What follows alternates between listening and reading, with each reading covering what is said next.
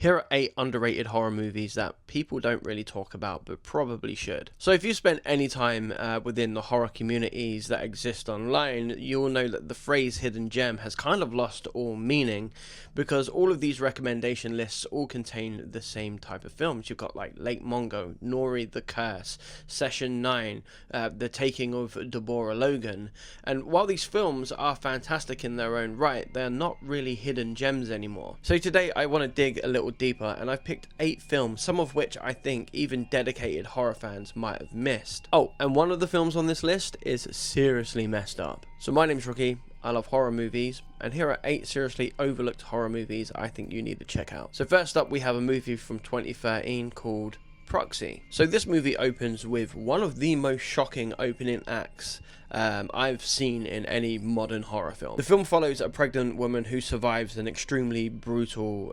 experience. But what starts as what appears to be like a psychological drama quickly turns into something far darker and way more unpredictable. But simply calling this movie a horror movie, I think, undersells what it actually is. The film is almost a case study on grief, trauma, obsession, and like identity. The film itself is not a masterpiece. It can be messy, but it takes risks that a lot of modern horror films won't dare to take. But if you're willing to look past this movie's flaws, you'll find a film that is genuinely unpredictable and really morally complex. Next up, we have a horror movie from '06 called The Baby's Room. So this is a really obscure Spanish TV film about a couple who move into this new house with their baby. Now, after he installs a baby monitor in the baby's room, he starts to see and hear things that nobody else can see or hear. Now, it is a very simple premise, and it's kind of like what we've had before in many other horror films,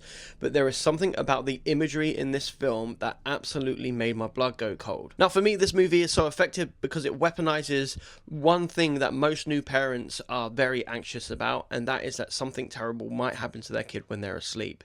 This is a horrifying film for new folks. Next up, we have 2019's The Deeper You Dig. So this is a micro-budget, independent horror movie that centers around this teenage girl who was accidentally unalived in a hit and run. A psychic mother searching for answers, and the man responsible for this is desperately trying to hide what he's done. One of the things I really admire about this film, and it is kind of remarkable when you think about it, is that this was essentially made by one family. I think most people in the horror world kind of know who the Addams family are now, but they wrote, directed, and even starred in this movie, and that is really incredible. Now, rather than simply becoming a revenge horror film, this film evolves into something far more emotionally deep. This is a supernatural drama about grief, guilt, and like consequences. And I think, had I not told you that this was a micro-budget independent horror movie made by one family, you would never know.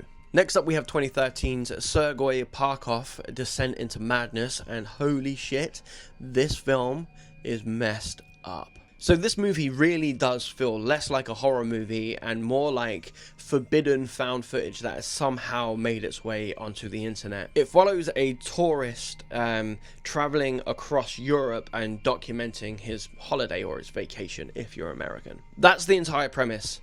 But what follows is possibly one of the most convincing examples of psychological collapse I've ever seen put to film. What's brilliant about this film is it almost never introduces itself as a horror film, and I think that's really important. It really focuses on the horror of real life. It slowly, strips away the protagonist's identity piece by piece until you are watching somebody completely unravel. It's disturbing in the truest sense of that word, not because it's violent or gory, but because this is plausible. Next up, we have 2017's November. So this Estonian folk horror film is almost unlike anything you've ever seen. Set within Estonian mythology, the film centers around these villagers who are living alongside witches. We have things like plague spirits and werewolves and these really strange creatures known as krats. It sounds strange because it is. This is a really strange film, but in the best possible way. It's shot in this really cool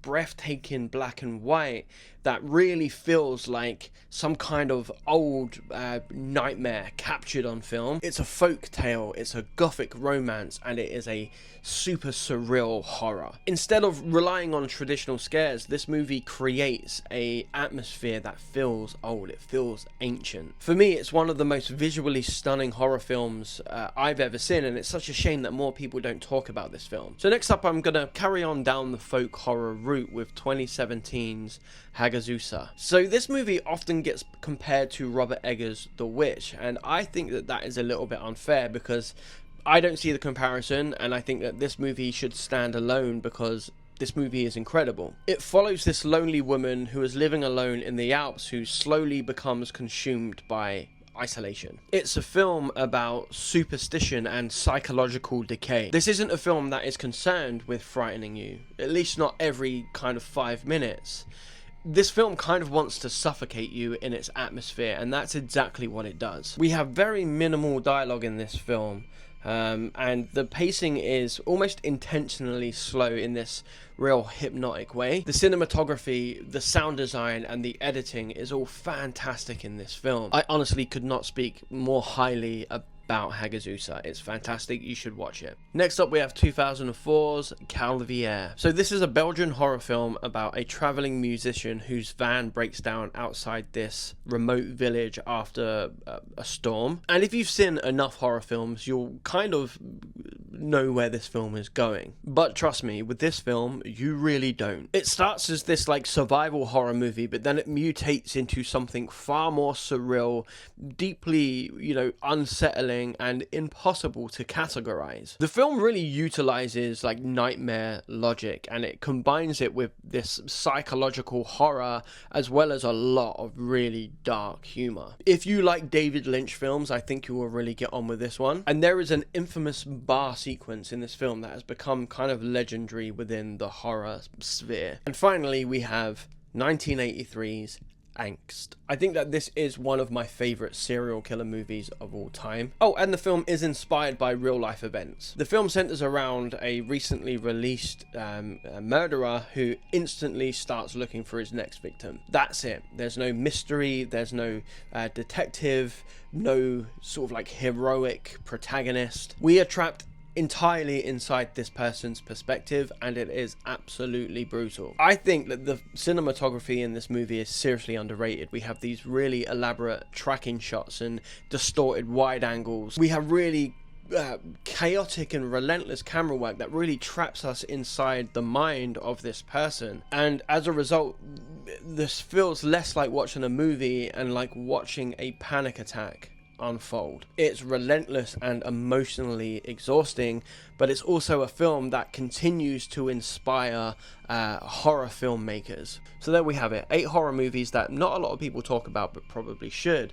Now, one of the things I love the most about horror movies is that some of horror's greatest achievements aren't the horror movies that are pulling in millions and millions of dollars. Sometimes they're tiny independent productions, and other times they are forgotten foreign horror films. And sometimes they are movies that barely receive a release at all. And because of that, I feel like it is my duty to share these films with you as somebody who has been as lucky as I am to have found myself in this position with this platform. So if you've reached a point where every single horror recommendation feels identical, hopefully there is at least one film on this list that speaks to you. If you've seen any of these horror films, or you have an even more obscure horror film, please let me know in the comments, because I am always looking for the next horror movie that everybody else has missed. So if you liked this video, consider subscribing and sharing this video with a friend. We are going to be releasing 2 videos like this a week here on YouTube, so we'd love for you to become a part of this little community we are growing here. And if you want daily horror content like this, you can follow me on TikTok, on Instagram, and on Facebook. There are thousands of horror movie recommendations on my socials, so if you're ever stuck with what you want to watch this evening, check out TikTok, check out Instagram, and check out Facebook. But in the meantime, I will see you in the next one. Don't forget to be good to other people, and more importantly, be good to yourself. See you later.